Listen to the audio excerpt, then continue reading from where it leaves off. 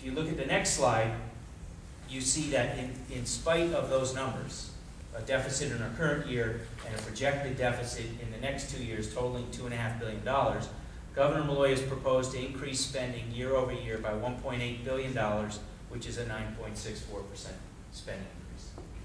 Now, we've been doing these in a lot of towns across the state of Connecticut, and there isn't a mayor or first selectman of either party who's come close to raising spending 9.64% in their budgets, or half of that. That's a 2-year figure. If we take a look at the next slide, this is not something that really is getting a lot of attention in the press. Those of us who sadly remember getting the income tax remember that one of the few bright spots was that the people amended our Constitution. Over 80% of the people went to amend our Constitution to put in a spending cap. Governor Malloy's budget exceeds that constitutional spending cap by $465 million in the first year, $690 million in the second year. Interestingly, when he gave his budget address to the legislature, he said, "My budget comes under the state spending cap." When we looked at the numbers and realized the numbers didn't match the rhetoric, we looked further into his budget and realized that he's proposed to redefine the spending cap, which would increase the baseline and allow for more spending, not only this year and next year, but in future years as well. If we take a look at the next slide, these are some, the next 2 slides demonstrate some of the things that we find most objectionable in his budget.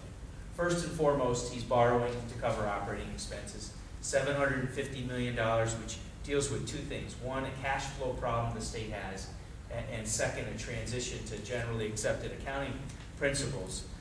Just briefly on the cash flow problems, one of the things that State Representative Vince Candeloro, State Senator Len Fasano, and others found out is that because our state operates on a common cash pool, which means we go out and we borrow money for our capital projects, we get that money, we put it into our common cash pool, we're actually using that to pay to keep the lights on. And our cash reserves are becoming so low that we continue to use the money that we borrowed for capital projects to pay to keep the lights on. This $750 million addresses that cash flow problem. The cost of that borrowing, and I would argue the cost of the governor's inability or unwillingness to cut spending, is $186 million in debt payments over the lifetime of that borrowing. The other borrowing that the governor does is he extends existing debt, which was done in 2009, before he became governor, which he was very critical of. He extends that and in effect refinances it for an additional 2 years. So you don't have to pay it off when it's due, and it's due this year.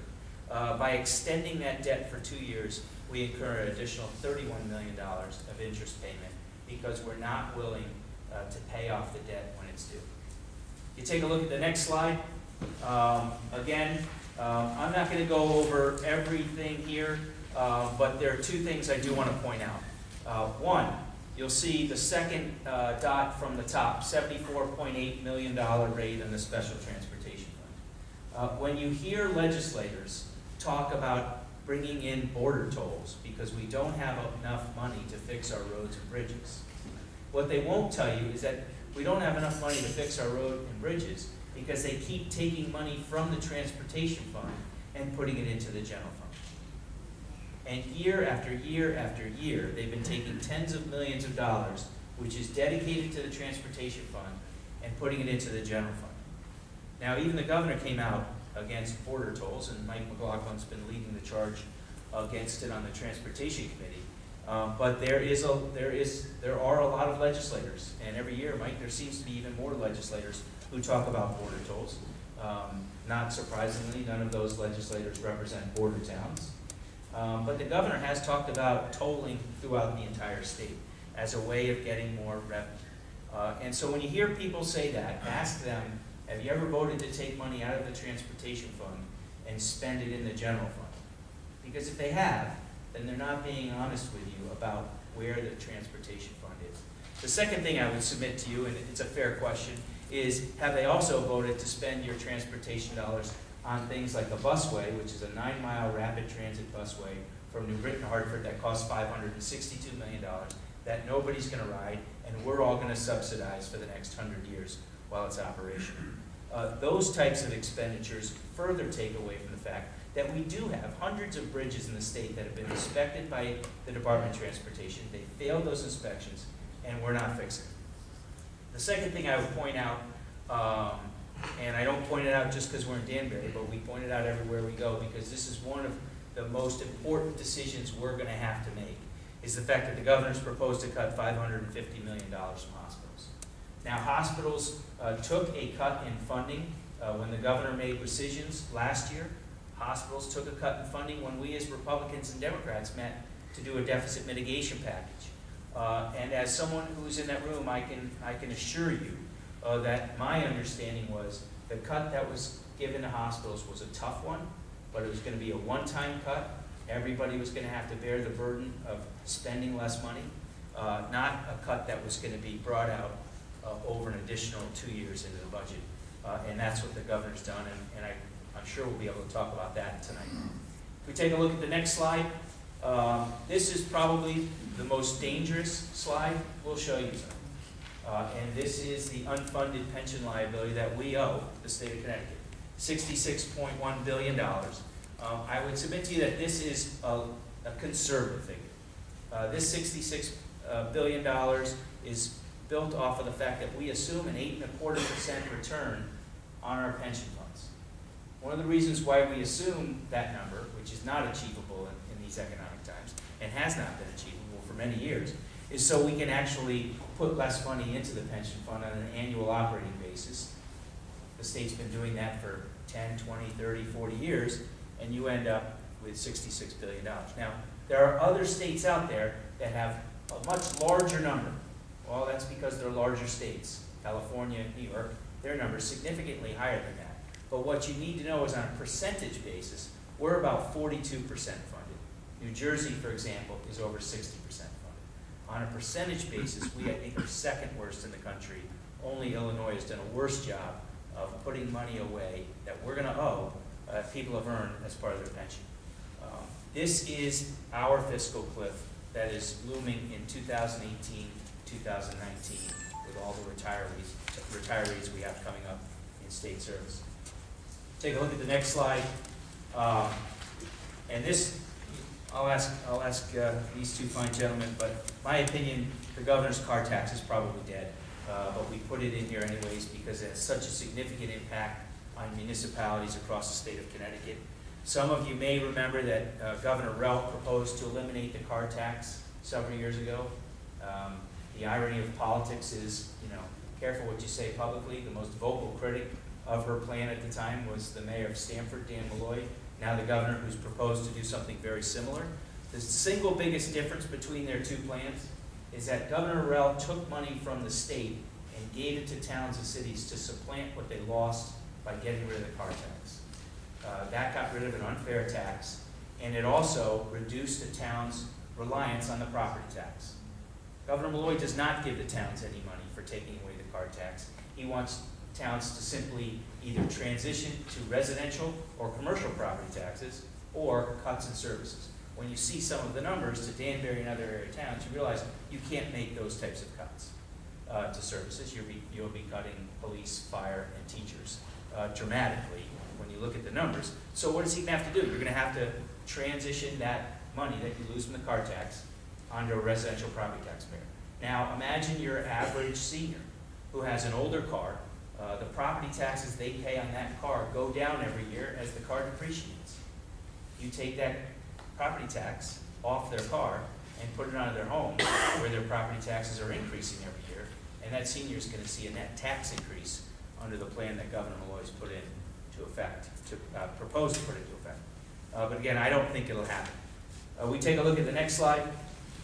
These are the numbers I was talking about. Danbury alone, $10.9 million. That would be lost under the car tax. Now I would submit to you that nobody could cut $10.9 million simply out of the budget. And in Danbury, we have a mayor who's doing an extraordinary job with the budget. Not as well since he lost his chief of staff, but still pretty good. And these also reflect the numbers from the other area towns as well. The next slide shows you other municipal aid changes that the governor has proposed.